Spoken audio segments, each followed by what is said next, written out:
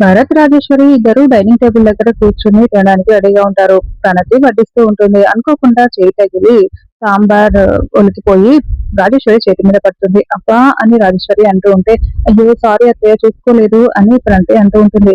అమ్మా ఎలా ఉందమ్మా, అయ్యో ఏంటి ప్రణతి ఇలా చేశావు అని భరత్ అరుస్తూ ఉంటే, ఈ సిచ్యువేషన్ ని నేను నాకు అనుకూలంగా మార్చుకోవాలి అనుకుంటూ అమ్మా అబ్బా అని అంటూ ఉంటుంది.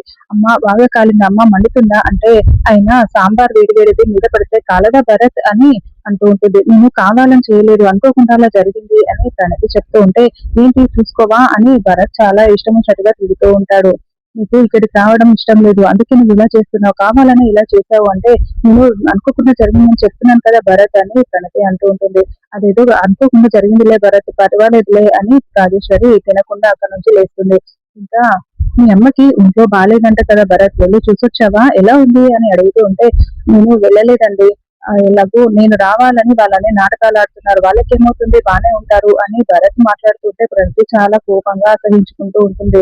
ఇంకా రాజేశ్వరి ఇంకా భరత్ మొత్తం నా వైపు తిరిగిపోయాడు అని సంతోషపడుతూ అక్కడి నుంచి వెళ్ళిపోతుంది.